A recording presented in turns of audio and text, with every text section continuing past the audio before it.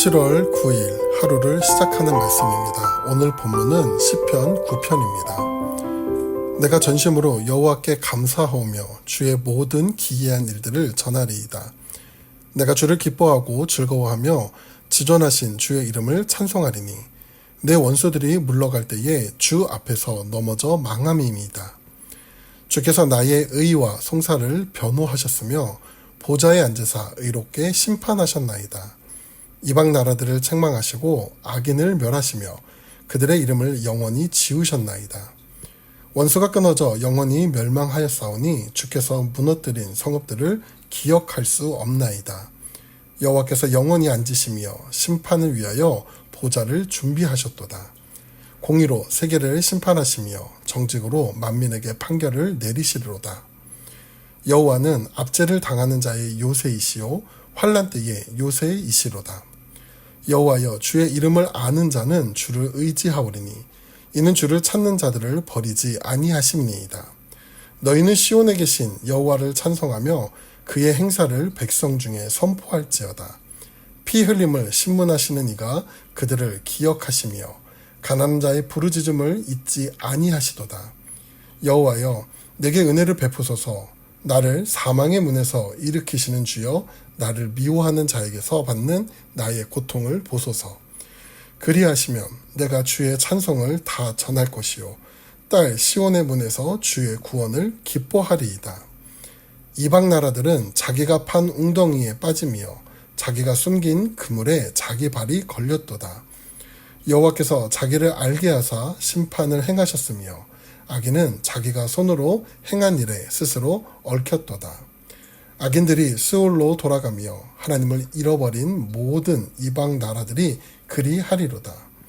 궁핍한 자가 항상 잊어버림을 당하지 아니하며 가난한 자들이 영원히 실망하지 아니하리로다. 여호와여, 일어나사 인생으로 승리를 얻지 못하게 하시며 이방 나라들이 주 앞에서 심판을 받게 하소서. 여호와여, 그들을 두렵게 하시며 이방 나라들이 자기는 인생일 뿐일 줄 알게 하소서. 아멘. 우리가 살아가는 세상은 때론 사방을 둘러봐도 도움을 구할 곳이 없고 억울한 일을 당해도 하소연할 곳이 없는 영적 위기를 만날 때가 있습니다. 오늘 본문인 시편 9편을 기록한 다윗의 형편이 바로 그러했죠. 오늘 본문의 표제어를 보면 인문 라벤에 맞춘 노래라고 되어 있습니다. 이 인문 라벤은 원어로 직역해보면 아들의 죽음이라는 뜻입니다. 당시 유대사회에서 이 단어가 가장 슬프고 애절한 곡조 혹은 무겁고 엄숙한 분위기의 멜로디를 뜻하는 음악 용어로 통용되었습니다. 성경학자들은 이 표제어가 가리키는 다윗의 상황을 아들 압살롬의 반역과 그의 죽음으로 해석합니다. 이는 굉장히 딜레마의 상황이었는데 다윗이 가장 신뢰하고 사랑했던 친아들 압살롬이 왕위를 빼앗기 위해 칼을 겨누었습니다. 다윗은 맨발로 울며 예루살렘 궁을 탈출해 처절한 피난길에 올랐었죠. 사방에 원수가 가득한데 그 원수의 우두머리가 다름 아닌 내 몸에서 난 친자식이었던 것입니다. 다윗의 입장에서 이 고통은 인생의 가장 모순적인 상황이었는데 왕권을 지키고 나라를 살리려면 아들이 죽어야 하고 아들을 살리려면 자신이 죽어야 하는 인간의 계산으로는 도무지 답이 나오지 않는 피눈물 나는 상황이었죠. 오늘 시편 9편은 바로 그 가슴 찢어지는 고통의 한복판에서 아들의 죽음이라는 비통한 곡조에 맞추어 하나님 마음에 쏟아놓은 눈물의 고백입니다. 근데 우리가 주목해봐야 할 것은 이 시의 시작이 원망이나 절망이 아닌 오히려 찬송으로 시작하는데 다윗은 이 모순적인 상황에서 어떻게 하나님을 바라보고 있는지 함께 살펴보려고 합니다. 먼저 본문 1절, 2절을 보면 다윗은 이렇게 고백합니다. 내가 전심으로 여호와께 감사하오며 주의 모든 기이한 일들을 전파하리이다. 내가 주를 기뻐하고 즐거워하며 지존하신 주의 이름을 찬송하리이니. 다윗은 하나님께 전심으로 감사하고 있다고 말합니다.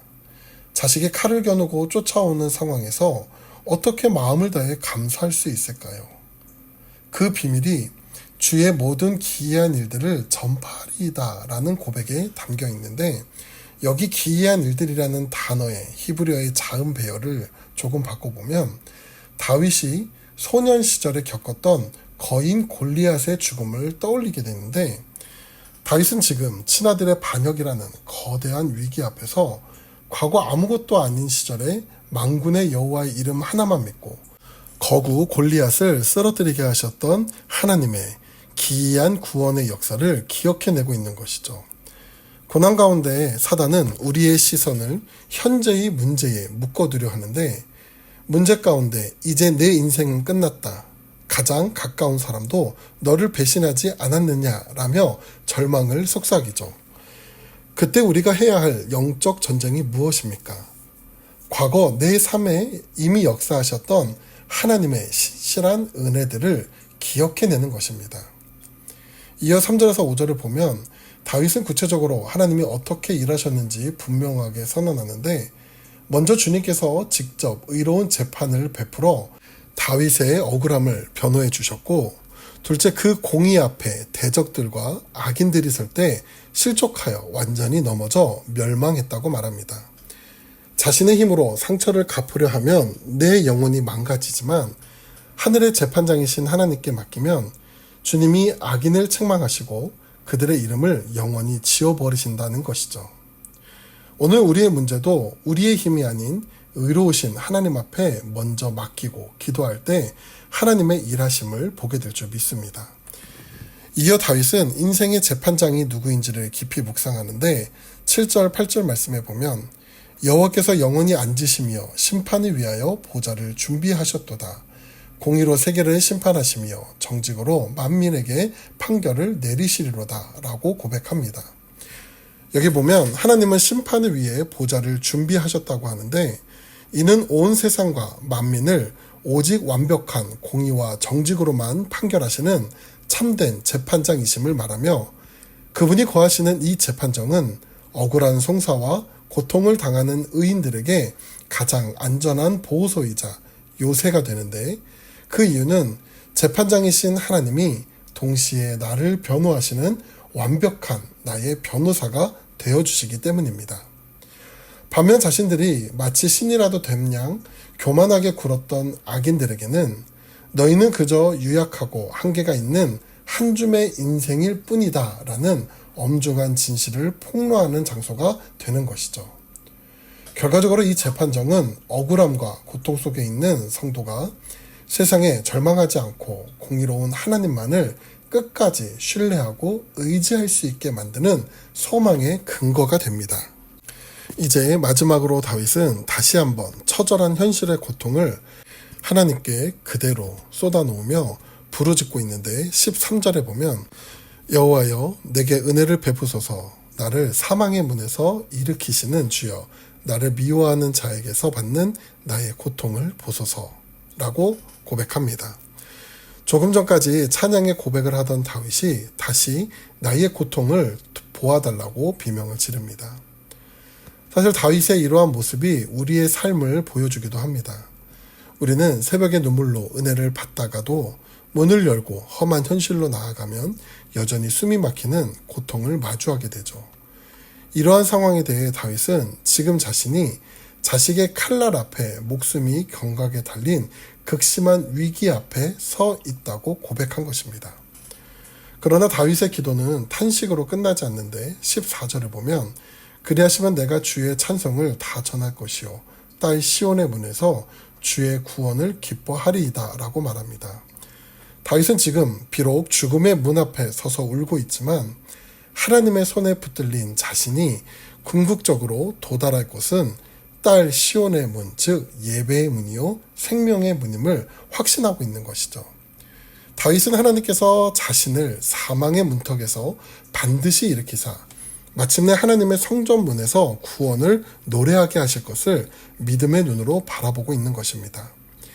이어지는 15절에서 17절에서는 다윗은 악인들의 허망한 최후를 선포하는데, 악인들은 의인을 잡으려고 웅덩이를 파고 그물을 숨겨두었지만 결국 자기가 판 웅덩이에 스스로 빠져 자멸하게 된다고 말합니다. 이처럼 악인의 기세는 임시적일 뿐이며 하나님을 잊은 자들은 무덤으로 돌아갈 뿐입니다. 그렇게 다윗은 19절 20절에서 모든 인간의 참된 위치를 명확히 선언하는데 그것은 하나님 앞에서의 대적들은 그저 인생일 뿐이라고 고백합니다. 여기서 인생이란 깨어지기 쉽고 죽을 수밖에 없는 극히 연약한 존재를 뜻하죠. 악인들이 아무리 기세를 올리며 권세를 자랑해도 전능하신 하나님 앞에서는 한 줌의 흙으로 돌아갈 부서지기 쉬운 피조물에 불과함을 다윗은 확신하고 있는 것입니다. 사랑하는 태국 한인교회 성도 여러분, 우리는 매일 인생의 고난과 어려움 가운데 수없이 죽을 것 같은 사망의 문 앞에 섭니다. 그 고통의 순간에 오늘 다윗의 고백을 기억하시기 바랍니다. 우리의 삶을 위협하는 상황과 문제들은 결국 하나님 앞에서는 안개처럼 사라질 인생일 뿐입니다. 오늘 여러 어려움 속에서 이미 우리 삶 가운데 베푸셨던 구원의 은혜를 다시 한번 기억하시기 바랍니다. 우리가 그 주님을 다시 붙들고 의지할 때 우리의 의로운 재판장 되신 주님께서 불의한 상황 속에서 우리를 구원의 자리로 다시 한번 이끄실 줄 믿습니다. 기도하겠습니다. 공의로우신 하나님, 인생의 깊은 밤과 같은 고난 속에서 다윗과 같이 우리의 입술이 원망과 불평으로 가득 차는 것이 아니라 주를 향한 찬송으로 가득 찰 수 있도록 인도하여 주시옵소서. 우리를 짓누르고 대적하는 많은 문제들이 거룩하신 주님 앞에서는 안개처럼 사라질 연약한 인생뿐임을 고백합니다.